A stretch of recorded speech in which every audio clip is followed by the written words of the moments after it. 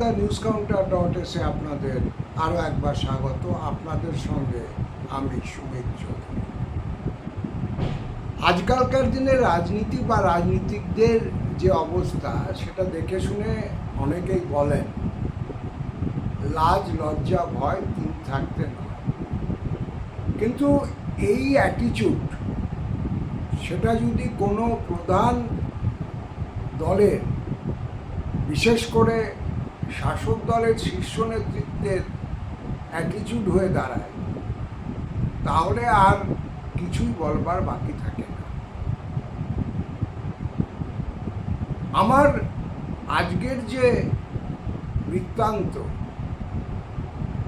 সেটা আপনাদের কাছে পেশ করবার আগে আমার সত্যি মনে হচ্ছিল মাননীয় মুখ্যমন্ত্রী মমতা বন্দ্যোপাধ্যায়, যিনি তৃণমূল কংগ্রেসের শীর্ষ নেতৃত্ব বটে, তিনি লজ্জা ঘেন্না সব কিছুই বিসর্জন দিয়ে দিয়েছেন। আমার সঙ্গে উইন্ডোতে যে ছবিটা দেখছেন, মমতা বন্দ্যোপাধ্যায় মঞ্চের উপর যার হাত ধরে আছেন তার নাম সুব্রত দত্ত, এবং এই সুব্রত দত্ত তথা গোপে যার নিকনেম, তিনি ওন্দা বিধানসভা কেন্দ্রে মা মাটি মানুষ এর দল তৃণমূল কংগ্রেসের এবারের বিধানসভা নির্বাচনের প্রার্থী। এখন বিষয় যেটা হলো,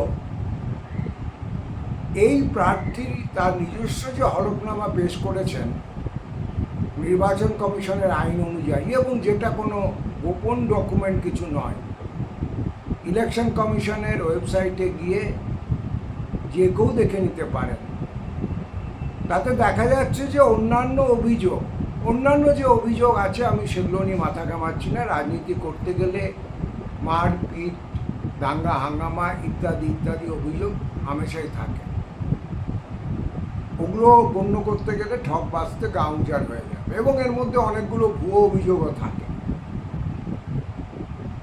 বিশেষ করে একটি দল যেটা বামফ্রন্টের আমলে দীর্ঘ 34 বছর বিরোধী পক্ষে ছিল, তাদের প্রার্থীর ক্ষেত্রে এই ধরনের অভিযোগ থাকা খুব একটা অস্বাভাবিক কিছু নয়।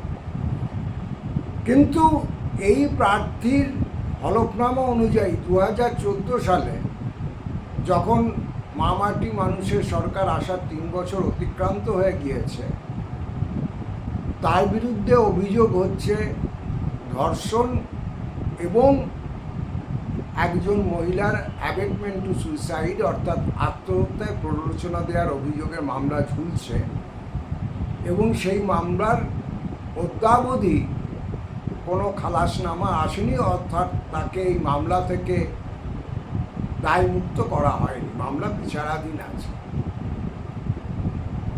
এহেন একজন প্রার্থীকে তৃণমূল কংগ্রেসের সুপ্রিমো মনোনয়ন দিয়েছেন, এবং শুধু মনোনয়নই দেননি, তাকে মঞ্চের উপর দাঁড় করিয়ে হাতে হাত ধরে মানুষের সঙ্গে পরিচয় করাচ্ছেন এবং ভোট চাইছেন। এই বিষয়টা আমাদের মতো যারা একটু পুরনো মানুষ তাদেরকে স্তম্ভিত করে দিয়েছে। অতীতে জেল খাটা লোকজন রাজনীতির আঙিনায় থাকতেন না, একদমই তা নয়। আমরা যখন ছোট থেকে বড় হচ্ছি, আমরা দেখেছি, আমরা জেনেছি গণেশ ঘোষ দক্ষিণ কলকাতা থেকে প্রার্থী হতেন, তিনি জেল খেটেছিলেন ব্রিটিশ আমলে স্বাধীনতা সংগ্রামের জন্য, পরবর্তীকালে বামপন্থী গণ আন্দোলনের অংশ হিসেবে। বহরমপুরে প্রার্থী হতেন প্রবাদ প্রতিম নেতা ত্রিদীপ চৌধুরী, লোকে ডাকত ঠাকুদা বলে। তিনি স্বাধীনতা সংগ্রামী ছিলেন, একাধিকবার জেল খেটেছেন, এবং গোয়ার মুক্তি সংগ্রামেও তিনি গিয়ে গ্রেপ্তার বরণ করেছিলেন। তিনি আরএসপি দলে প্রার্থী হতেন বহরমপুর লোকসভা কেন্দ্র থেকে। এখন এরকম অজস্র মানুষ ছিলেন, অজয় মুখার্জি ছিলেন, অতুল্য ঘোষ ছিলেন। শুধু বামপন্থী দলে এরকম লোক ছিলেন তা না, দক্ষিণপন্থী দলেও এরকম মানুষজন ছিলেন, যারা স্বাধীনতা সংগ্রামে জীবনের একটা বড় অংশ জেলে কাটিয়েছেন।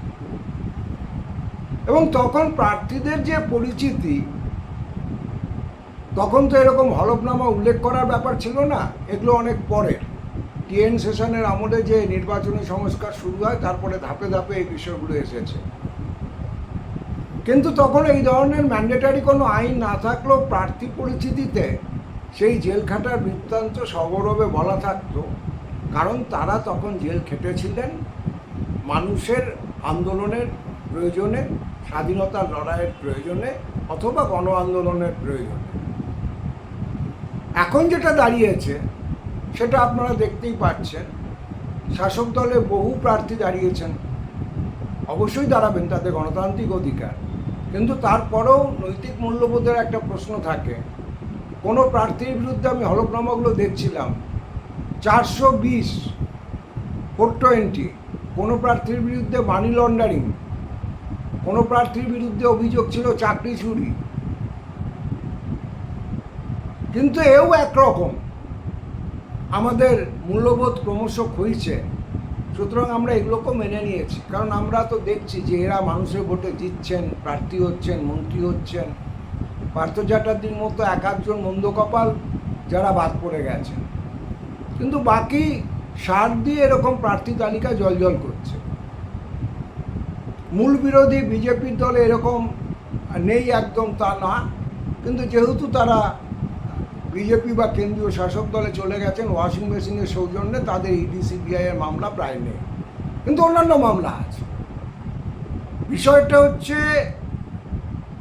এটা তো আমরা মেনে নিয়েছি, কিন্তু একজন যিনি সরাসরি ধর্ষণের মামলায় অভিযুক্ত এবং যে মামলার থেকে তিনি দায়মুক্ত হননি, অ্যাবেটমেন্ট টু সুইসাইড, আত্মহত্যার প্ররোচনা দেওয়ার অভিযোগ তার বিরুদ্ধে রয়েছে, এইরকম একজনকে খুঁজে খুঁজে আমাদের রাজ্যের শাসক দল ওন্দা কেন্দ্রে প্রার্থী করেছেন। আপনারা যে কেউ যদি আমার কথায় বিশ্বাস না করেন, নির্বাচন কমিশনের ওয়েবসাইটে গিয়ে দেখবেন, কারণ এখন অনেক ফেক এই ধরনের হলফনামা ঘুরে বেড়াচ্ছে। সেখানে দেখবেন এই অভিযোগ এবং মামলাগুলোর কথা তিনি নিজে অ্যাডমিট করেছেন। তো এইরকম একটি চরিত্রকে, যিনি নির্দোষ প্রমাণিত হওয়া পর্যন্ত অপেক্ষা করারও প্রয়োজন মনে করেননি নির্বাচক টিকিট দেওয়ার আগে আমাদের রাজ্যের শাসক দলের সুপ্রিমো, এবং তার থেকেও লজ্জার কথা, তাকে তিনি সগর্বে মঞ্চের উপর হাত ধরে মানুষের সঙ্গে পরিচয় করাচ্ছেন এবং ভোট চাইছেন। আমি আবারও বলছি, তার দেওয়া হলফনামার তথ্য অনুযায়ী এই মামলা হয়েছে 2014 সালে। সুতরাং অতীতে বামফ্রন্ট সরকারের সময়ে ষড়যন্ত্র করে মিথ্যে মামলায় ফাঁসিয়ে দেওয়া হয়েছে রাজনৈতিক কারণে। এই ওজোরটাও এই ক্ষেত্রে টিকবে না। সুতরাং পরিস্থিতি দেখে শুনে, আমি জানি না আর কি কনসিডারেশন আছে এই সুব্রত দত্ত তথা বোপেকে প্রার্থী করার পিছনে ওন্দা কেন্দ্রে তৃণমূল কংগ্রেসের তরফে, কিন্তু যেভাবে তাকে নিয়ে মুখ্যমন্ত্রী সগর্বে জনসভার পর জনসভায় প্রচার করছেন, তাতে আমার যেটা মনে হচ্ছে, শুধু আমাদের মুখ্যমন্ত্রী নন, আমাদের গোটা গণতান্ত্রিক যে ইকোসিস্টেম, তারও লাজ লজ্জা সম্মান সবই বিসর্জিত হয়েছে।